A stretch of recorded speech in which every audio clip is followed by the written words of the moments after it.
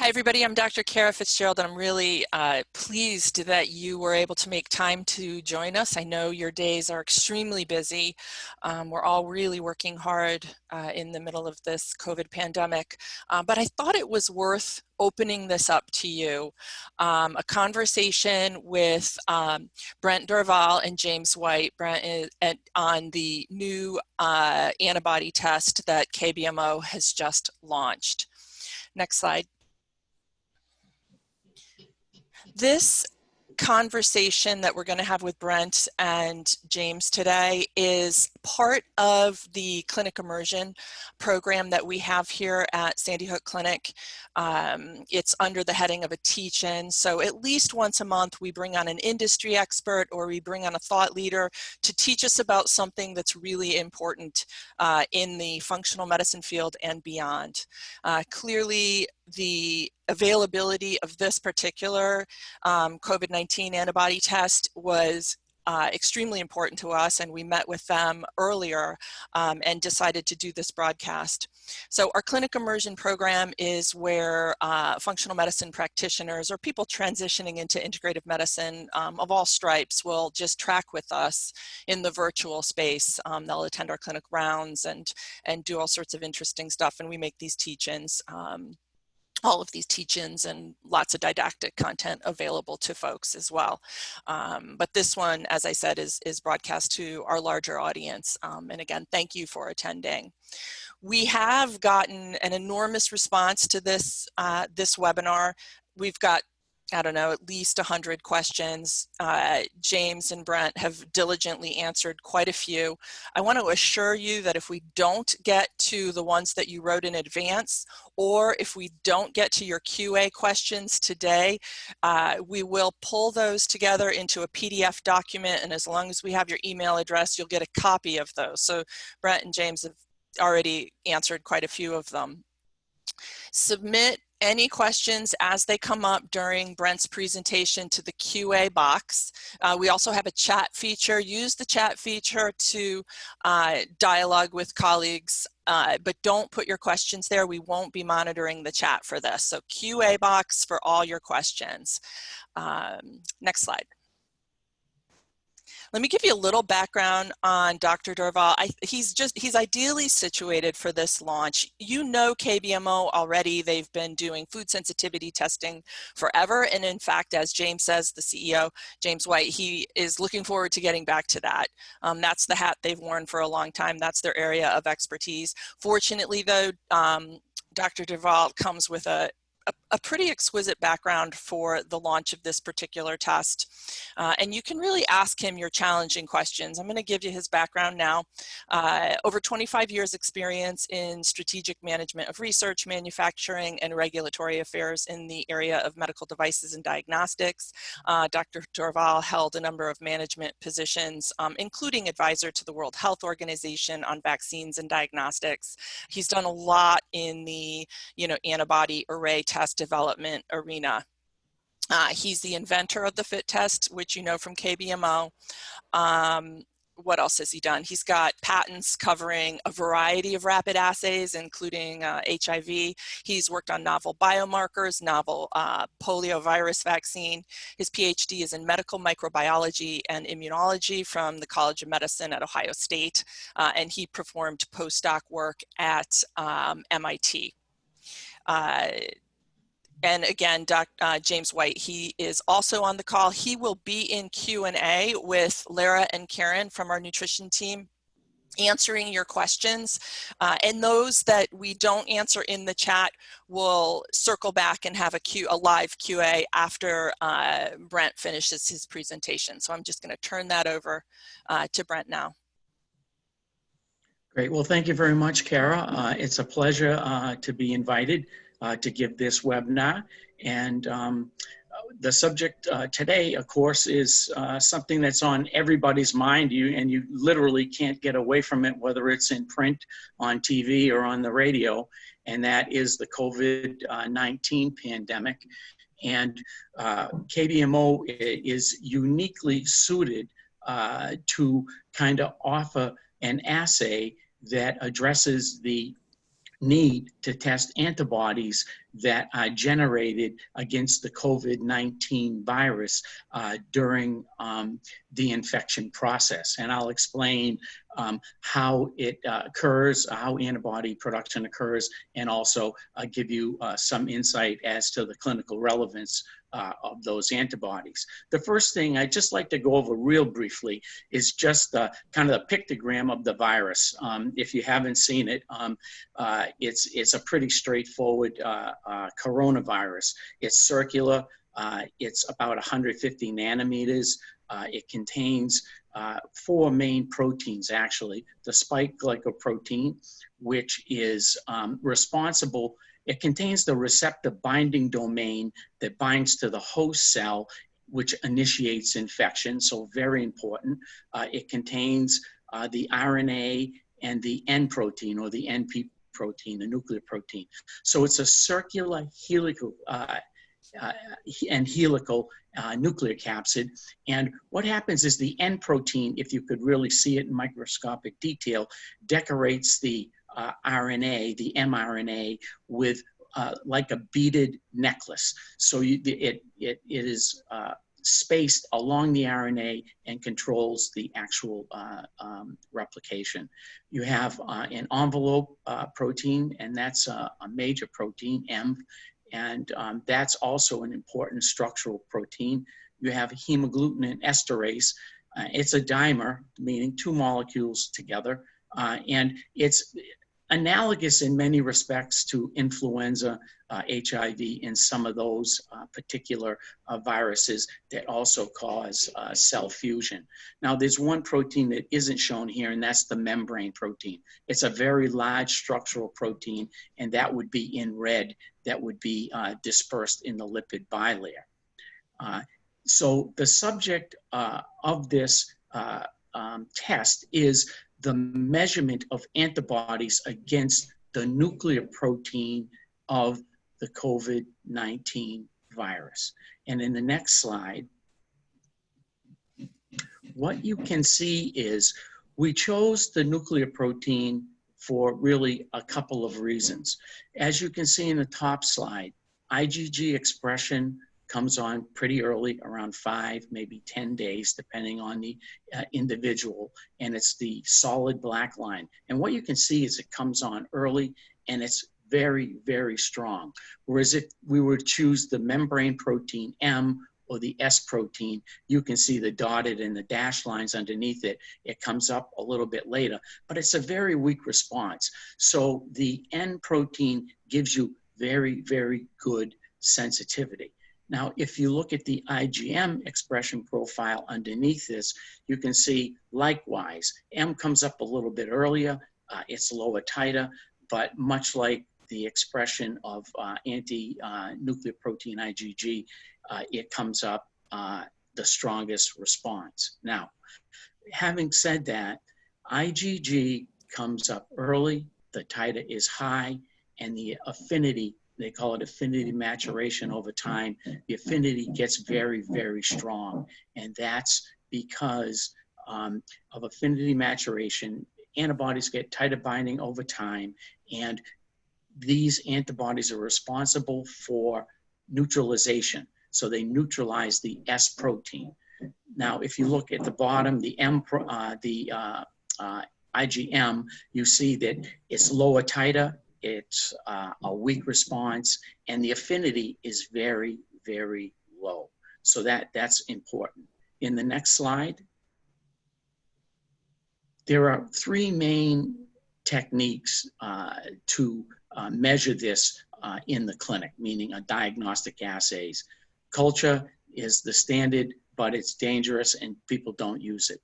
What really people are using today is called the RT-PCR, the real-time PCR. So that would be nucleic acid detection, and that comes up early.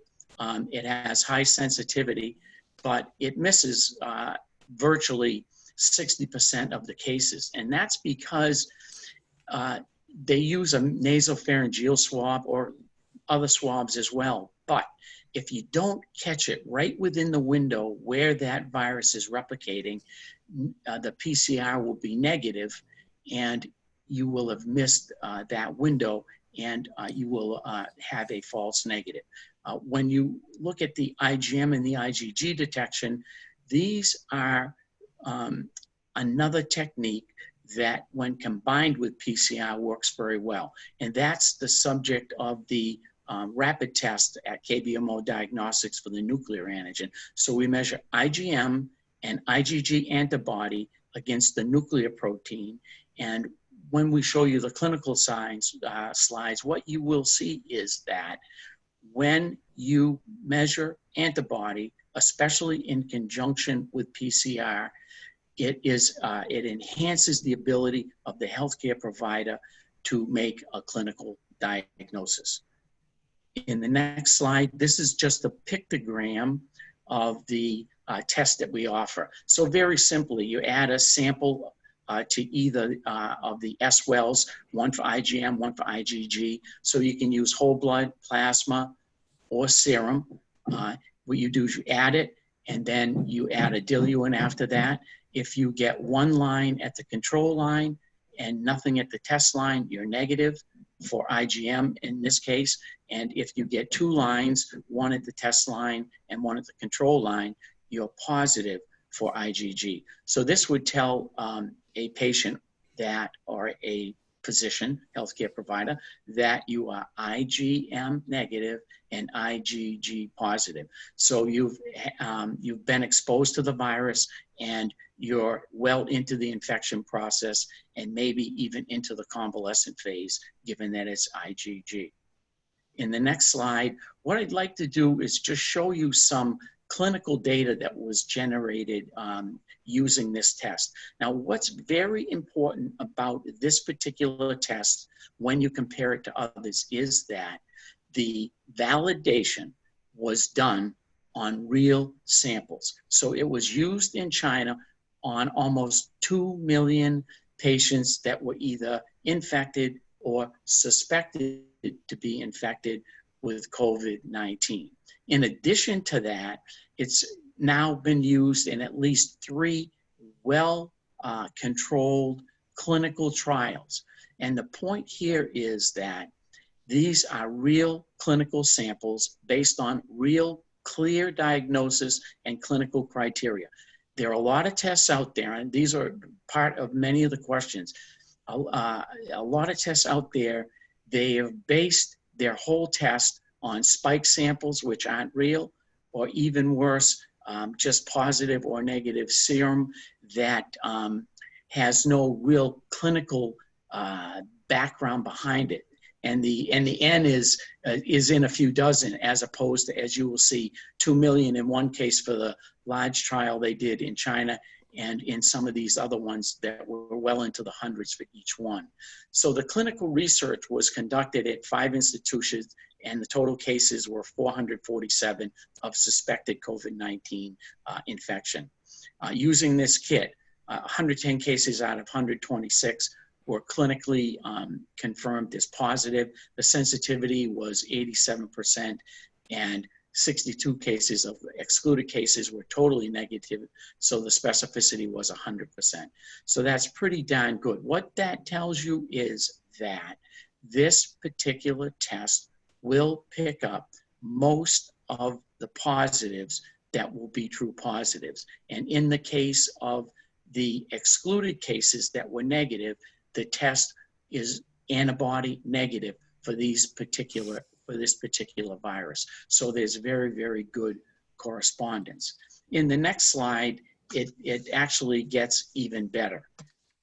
What you can see here is there was a study of 304 clinically diagnosed patients. And so they broke them down into 3 basic groups. There were PCR positive and antibody positive. That's group 1. And what they found was that for PCR positive, the PCR picked up 34% out of the 304 patients, so 105. If you look at IgM, it was 76, IgG, 86, and then IgM and IgG, 96%. So what this tells you is that if you add antibody testing to this, antibody will pick up 96% of those PCR cases. The reason it will miss the other 4% is, again, if it's early in infection, you'll be PCR positive and you'll be IgM negative. But what this test does tell you, a little bit more information if you drill down, is if you're IgM only, it's early infection. If you're IgG only, it's late infection / convalescent phase. And if you're IgM / IgG, then you're in some sort of transition phase, moving through the infection process and then out the other end. Now, group 2 are PCR negative but antibody positive. And so what that tells you is the antibody positive picked up 41% more cases than PCR. So you go through the same thing, and IgM is early, IgG is late or convalescent, and IgM and IgG is a transition phase. But what this tells you is that if you use PCR and antibody together, that you're going to get a combined about 75%. So the PCR missed 41% of the infections that the antibody test picked up. So that's very important clinically. And then there's a third group, and I think everybody can relate to this that's a healthcare provider. You're PCR negative or an IgG negative, and that was about 24%.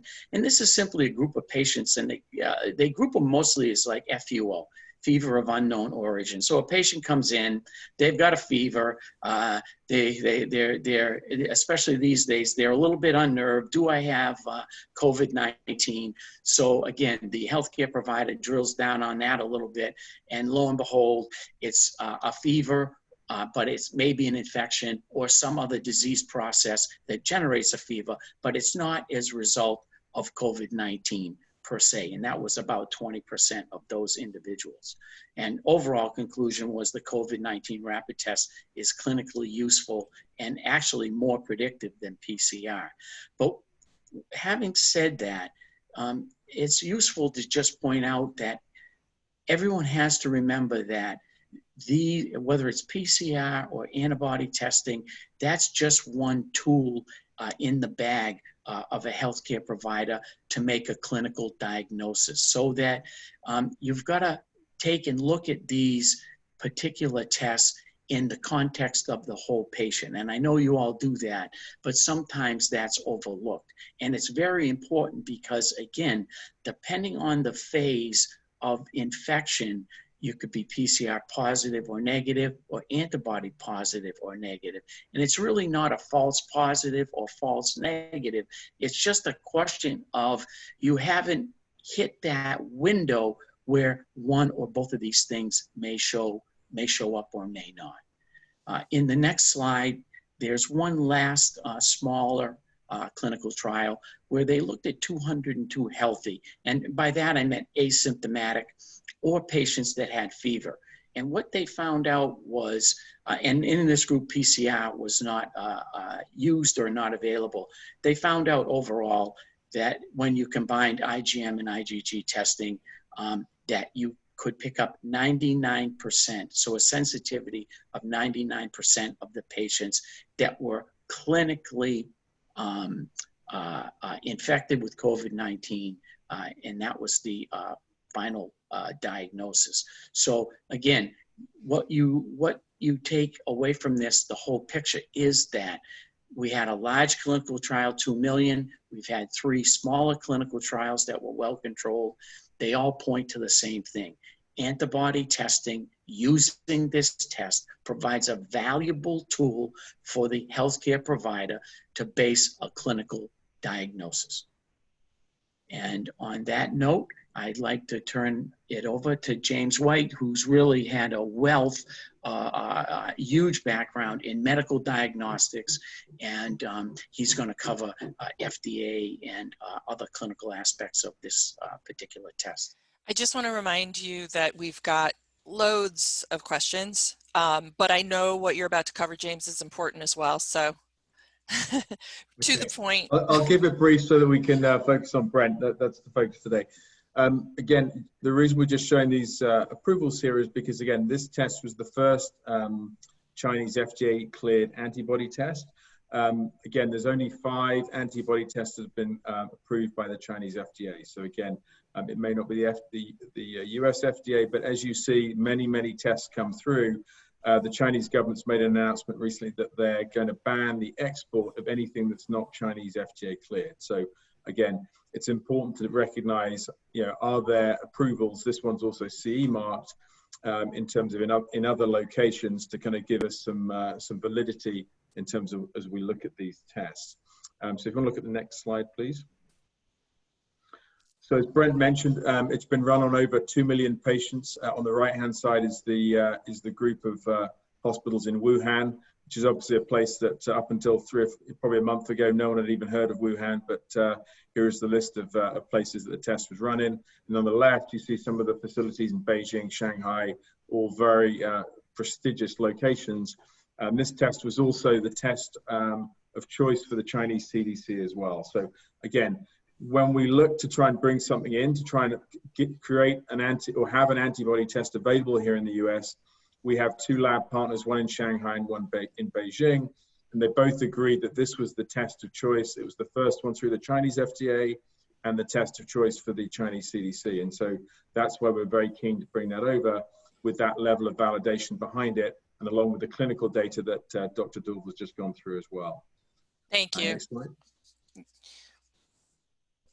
So again, as we launched it, as Brent said, the idea here is, this is one with a high N that's been proven in the field with real samples versus I think some of the in the lab type tests which are being launched, which have really been done with spiked samples, where the beauty of a spiked sample, I guess, is the answer before you get the results. So the nice thing here is with this clinical trial, we've taken all comers, and regardless of that, we've seen some really significant results, and that's why we were so encouraged to kind of launch this test in the US. That's only been validated further as we've launched it. We've been talking to physicians, and I think of one recently who had 3 positive samples. He was very excited that 2 patients who had been for probably about 2-3 weeks after the first sign of fever came up highly IgG positive. Then another one of the patients he tested had only seen symptoms for up to 72 hours, so 3 days earlier, came up with an IgM and an IgG. So again, from the description that Brent said, it was nice to see some of this stuff now being validated with real samples on real patients here in the US versus kind of saying that everything's only Chinese. So I think we're seeing some good outcomes and good results from our partners and physicians who are running this test here in the US. The test was submitted to the US FDA on the 22nd of March. It's part of the EUA process. So we've got some back and forth going on with reviewers at the moment. So that's encouraging in terms of hopefully that will come through shortly. Again, we've validated in our clear high complexity lab. And I think although Brent probably underplays it, for me, one of the key badges of honor that this thing will have is the fact that Brent has used it and found that it works really well. And he's got 30 years plus of rapid test experience. And so again, that's another badge that I think is very, very relevant in terms of with his WHO experience as well. So on that, I'd like to pass back to Cara for the many questions we have. All right, perfect. So Brent, I just want to reiterate, because we're getting questions on this. The protein, the N protein that is being looked at is the least likely to mutate. So we already know there's a European COVID, there's a China COVID. European COVID is here in New York. We're seeing more China on the West Coast, and we know beyond that there are a handful of other mutations. This test is going to be reliable. Is that correct? Yeah, that's correct. And you're absolutely right in that there are 6 strains, as last counted, that are circulating the globe right now. And mostly the S and the M protein, the membrane protein, are the ones that there's a high pressure for them to mutate.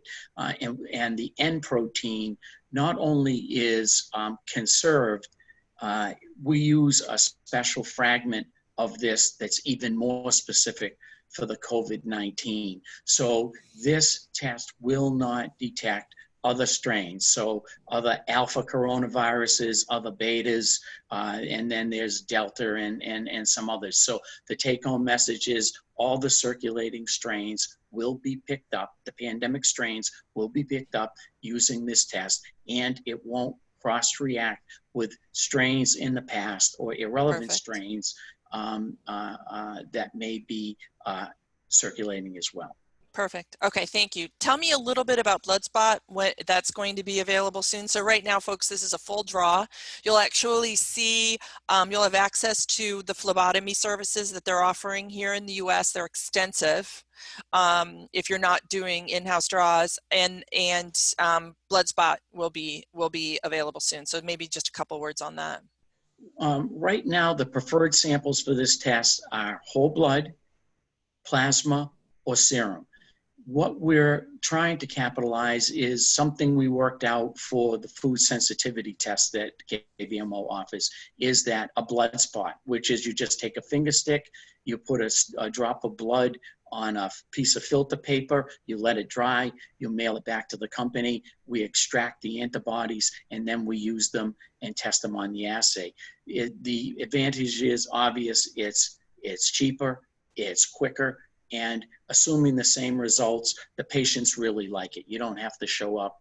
You don't have to show up for a draw. But what we want to make sure right now is that we validate this thing thoroughly and not just release something because it's easier or cheaper. And so we're in the process right now, and it's going to be another week or two before we run enough samples to be 100% confident that it should be released. Okay, good. And I know you're already getting a lot of specimen in for this particular test, so you'll have some to be able to do validation on. Yes. All right. So another question I have is, the ideal time to actually pick up immunity. Now, in that early slide, Brent, you were looking at SARS-CoV-1 and Yes. IgG spikes earlier in SARS-CoV-1. We're not seeing that same early onset in CoV-2. So if we're actually looking for IgG, when is the best? So we want to identify immunity. When's the best time to actually run it? What they're recommending right now is it's going to be out probably 15 to 18 days. And if you do it, and that's post fever. So that's the other thing that has to be standardized in the medical community is what's the benchmark from which you move forward. So from fever, what they say is about 15, 18 days forward, about 90% of the people will seroconvert to IgG. And CDC recommends going out even further, up to 28 days. And by then, virtually 100% of patients that have been infected will seroconvert to IgG. And you're right, this virus doesn't read the textbook, and CoV-1 comes up a little earlier, and in fact, a little less strong than CoV-2. And it's just one of the things that's been noticed recently. Yeah, it's fascinating. Well, there's this inhibition of turning on the acquired immune system, or there is, like you said, it's a little bit delayed. And when you say fever, I mean, the person could have been walking around with the virus for a number of days prior to the onset of fever. So to me, as I'm listening to you talk, there's a place for the full package. If you can get PCR, IgG, and IgM together, you're going to be covering those time points. So there's a reason to consider this, but as you pointed out, IgM, spikes. When does what do you know about when IgM spikes in COVID-19, in SARS-CoV-2? It again comes up a little bit later. In CoV-1, you're dealing with probably around 5 days or so. This one, you're probably dealing out twice that, maybe right around 10 days, where you get the strongest response and the best opportunity to pick that up. But then again, it only lasts for another 5 days. So by day 15 or so, you're almost back down to baseline. So it's a low titer and doesn't hang around very long. So the bottom line is you need IgM and IgG together, no question about it. And in some cases, maybe for me, what I'm thinking of is all of them. Now, we've got a handful of questions on reinfection versus lasting immunity. I know this is outside of your wheelhouse as laboratory guys, but any comment on that? I mean, are we, if you've got IgG, are we looking at that as immunity these days? I know there's just been a lot on the news about this idea of reactivation. So any comments, you guys?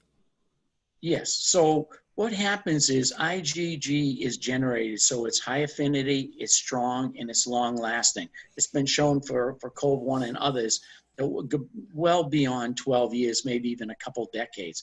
What's important about IgG? IgG binding covers the S1 protein on the COVID-19 virus, and that neutralizes the virus. So the S1 domain of COVID-19 is responsible for binding to the ACE2 receptor on like alveolar cells, endothelial cells, kidney cells, cardiac cells, etc. So what happens is the virus binds to that receptor, the angiotensin converting enzyme 2, type 2 receptor, binds, it's clipped by a membrane protease, rearranges, membranes fuse, and infection is initiated once that virus is brought inside in an endosome of some sort. So what happens if the IgG antibody binds to the S1 domain, it prevents the virus from binding to the ACE2 receptor and thereby prevents infection. So these are the so-called neutralizing antibodies. And those are the ones we're hearing about in the literature, where if someone comes out the other end of infection, you can do plasmapheresis, then re-administer those antibodies to an otherwise infected individual with the hopes that you can bring them out of a bad infection by just blocking the binding and preventing infection. So you're, so basically you're expecting somebody who's got a nice robust IgG response to COVID-19, to SARS-CoV-2 is going to have immunity. Absolutely. And the way I look at it, it's a very hard way to get vaccinated. But essentially, if you come out the other end and you've gone through this process, essentially you've been vaccinated with a live virus and you're going to be immune. Got it. And that would be in most cases. I would just say, if you're looking, you know what, it's beyond the scope of this conversation, but this whole idea of reactivation, we'll explore it, and we've got our COVID-19 page. If anybody listening has thoughts on that, you know, please ping us. And, you know, as long as your thinking is sound, if you can cite it to some research or some preprint, we would love to, you know, publish it for you on our site. Okay, so we're out of time. I just want to ask you, this is one final question on the cost. We're getting a lot of questions on the cost of the kit, et cetera. And maybe if you have a price for the blood spot, just speak to those. Yeah, so it's $150, and that includes overnight shipping to the patient and or the provider. And that's for the blood draw. And then there's an additional $100 for phlebotomy service as well. If you were cut off at the beginning, so start. I'll start again. Sorry about that. So the price is $150, and that includes overnighting the kit to the patient or the provider, and then overnight back. And then the turnaround time for the serum test is 24 to 48 hours. If you need phlebotomy, we have 6,000 phlebotomists on call, as Cara mentioned, and that's an additional $100. So again, everyone who's doing telemedicine, and that was the reason we put that in place, to give you that opportunity rather than having patients coming to the office, given that the offices are shut in many cases. For the finger stick, I think our belief is that it's going to be the $150, because again, I think people generally want this answer quickly. So again, $50 versus making UPS or FedEx wealthy people, but that's okay, because I think it'll give the rapid turnaround, which I think everyone's looking for in terms of response here. The only thing with, I think, the finger stick, as we look to launch that, is we suspect that that'll probably be more of a 48 to 72 hour turnaround, just in terms of some of the manipulation that we're doing for the samples at the moment. So again, I think the serum is the N of 2 million, and it'll be the 24 to 48. The blood spot may be quicker, again, without the phlebotomist. So again, there's no one having to come to the house in all the full protective gear. So that may be the simplicity there, but it may be a slightly longer turnaround time in terms of just as we're working through the validation of the sample. Can New York clinicians order this? Yeah, so I think the great news is New York have very thankfully been saying that we can do COVID-19 testing, which is a great thing. So we're grateful for that to be that. What about outside of the U.S.? So at the moment, we're very much focused on the US. And again, I think just at this point, we've been making it all the way through. But this is, we're in the middle of a pandemic. This is an infectious disease. We're not looking to ship infectious diseases around the world any more than I think was done on planes. Sorry about that. Yeah, we've got a lot of folks from other parts of the globe on with us today. I think with the fingers, once we get the finger stick validated, that may be an option. But I think today with the serum, the idea is, is to try and get rapid turnaround and focus on the US to start with. We've got, again, I just want to thank everybody for attending. It's just been a great webinar, lots of bright, important questions. We've got all of them. What we haven't answered, we'll put together in a PDF and we will get that out to you in short order. So again, thanks so much for joining us today. Brent, thank you for, Brent and James, both of you, for just kind of jumping in and making this happen. I mean, it's just a gutsy move. I mean, I know you know immunoassays and you've been doing it for a long time, but to completely move away from food testing and launch this in the, in the rapid way that you have, and it looks like it's a solid test. I just, my hat's off to you. Thank you. Thanks a lot of courage. Thanks for giving us the opportunity as well. Everyone for coming on. Thanks, everybody. Thank you.